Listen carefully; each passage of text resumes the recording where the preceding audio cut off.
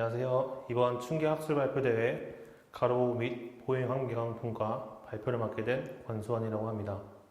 철도 부지를 활용한 보행 공간 이용 형태와 지역 통합 연구에 대해 발표 시작하도록 하겠습니다.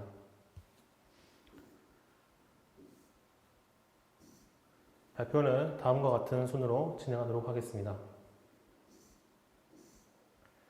본 연구의 배경은 과거 산업화 시대에 조성된 교통 인프라 시설들이 시대 변화에 따라 철거되는 과정에 있습니다. 이런 폐산업 시설들을 재생을 통해 보행자 전용 공간이나 오픈 스페이스로서 문화적 기능 시설로 바뀌는 양상들이 많이 나타나고 있습니다. 대표적인 사례로는 광주 푸른길 공원과 경의선 숲길공원을 예로 들 수 있습니다.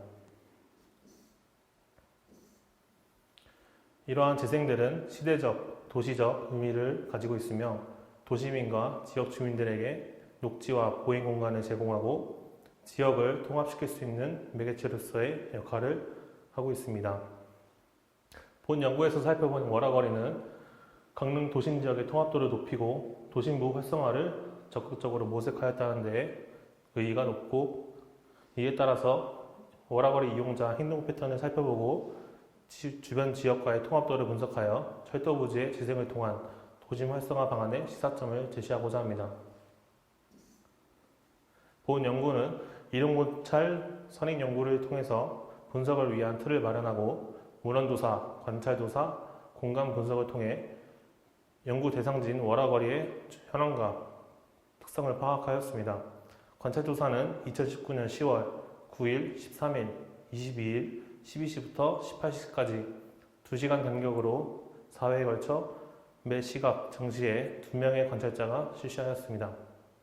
관찰조사를 토대로 행태지도 작성법과 아크지아이스를 통해 이용자의 이용 행태를 유형화하고 시각화한 후에 보행 공간 구성과 이용자 이용 행태 간의 상관관계를 도출하였습니다.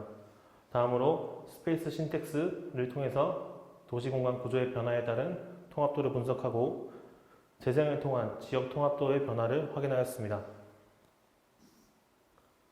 본 연구에서는 이용 행태 분석과 폐철도 유일부지 재생에 관련된 연구들을 살펴보았습니다. 본 연구의 차별점은 선임 연구들의 분석 방법에서 더 나아가 스페이스 신텍스 분석을 통해 지역 통합도를 분석한 것에 있습니다.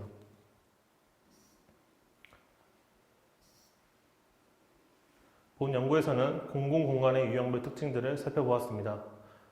월화거리는 선형공원과 같은 형태로 접근 가능한 동선이 많으며 주변 공간의 용도 및 형태가 이용 행태에 영향을 끼친다는 것을 알 수 있습니다.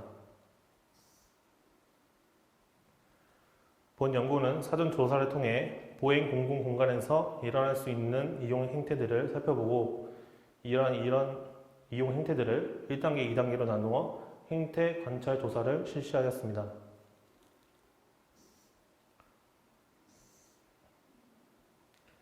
강릉 월화거리는 철도 도심 구간 지하화로 발생한 유일부지의 공원화 사업으로 추진된 보행 공공공간입니다.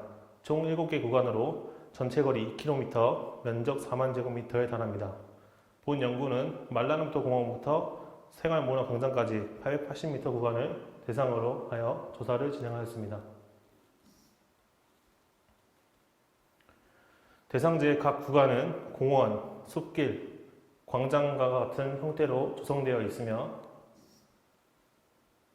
보행공간, 공연공간, 상업공간, 휴식공간 등으로 구성되어 있습니다. 월화거리 주변 시설을 살펴보면 말라름토 공원부터 월화 힐링숲길까지 주변은 주거시설들이 분포되어 있습니다. 그리고 임당광장과 생활문화광장까지는 주변에 상업시설이 분포되어 있으며 대형마트와 중앙시장과 같은 대규모 상업시설들이 위치해 있습니다. 공원 시설을 살펴보면 각 구간별로 벤치, 앉은벽, 퍼걸러와 같은 휴게시설들이 배치되어 있으며 공중화장실과 풍무실량은 임당광장과 금학광장에 위치해 있습니다.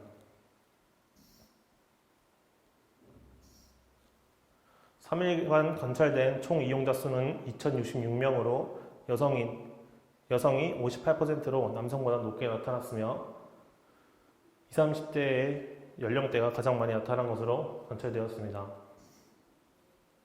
이용 행태 유형별 특성을 살펴보면 동적 형태가 정적 형태보다 높은 비율로 나타났으며 그 중에 걷다 형태가 53.3%로 가장 높은 비율을 차지하였습니다. 놀다를 제외한 모든 행태의 경우 여성의 비율이 가장 높았으며 놀다의 경우는 남성이 자전거를 타는 모습을 많이 관찰할 수 있었습니다. 날짜별 이용 형태를 살펴보면 정적 형태의 경우 공휴일과 주말에 비해 평일에 낮은 비율로 나타났고 동적 형태의 경우는 반대로 평일에 높은 비율을 나타내고 있었습니다. 구간별 이용 형태의 특성을 살펴보면 느티나무 길 구간에서 가장 많은 이용자들이 관찰되었으며 정적 형태의 경우는 느티나무 길에서 가장 많이 나타났고 동적 형태의 경우는 금악광장에서 가장 많이 나타났습니다. 다음은 이용 형태 특성별 특성을 이용 형태 지도를 통해 살펴보도록 하겠습니다. 먼저 생활문화광장은 동적 형태와 정적 형태가 비슷한 비율의 구간으로 앉은 벽과 스마트 힐링 체어에서 앉다의 형태가 많이 나타났습니다. 그리고 음식점 대기줄로 음식점 앞에서 줄을 서는 서다 형태가 가장 많이 나타났습니다. 느티나무 길 구간도 마찬가지로 음식점 앞과 앉은 벽에서 서다와 앉다가 가장 많이 나타났습니다. 금악광장은 강릉 시가지의 중심 가로인 금성로와 경강로가 접해 있는 구간으로 대중교통 이용객들의 입구 역할을 하는 구간으로 걷다 형태가 가장 많이 나타났으며 풍물시장과 공중화장실 또한 이용자들의 이용 행태에 영향을 끼친 것으로 판단됩니다.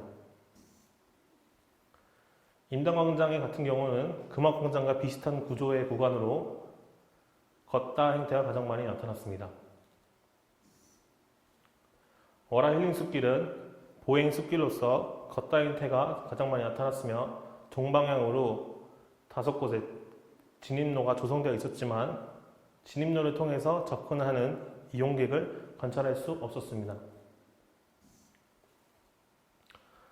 말람도공원은 이용자가 가장 적은 구간으로 횡단보도 앞에서 걷다 행태와 정자에서 앉다 행태를 관찰할 수 있었습니다. 다음은 이용 행태 특성별로 밀도 분석을 살펴보도록 하겠습니다. 밀도 분석은 이용자 이용 행태의 공간적 분포 차이를 살펴보고자 실시하였습니다. 격자 안에 포함된 전 데이터로 추출된 이용자의 수를 계산하여 단계별 색깔로 살펴보았습니다. 그 결과 동적 형태, 정적 형태, 소통 에너지 행태 순으로 밀도가 높았습니다. 동적 형태의 경우 대상지 전체에 넓게 분포되어 있는 것을 확인할 수 있었고, 그리고 정적 형태와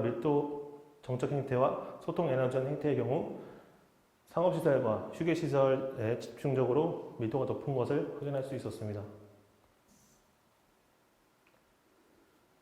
이와 같이 이용 행태 특성 분석을 통해서 공간 구조, 시설 또는 주변 용도가 이용자 이용 행태에 영향을 끼친다는 것을 확인할 수 있었습니다.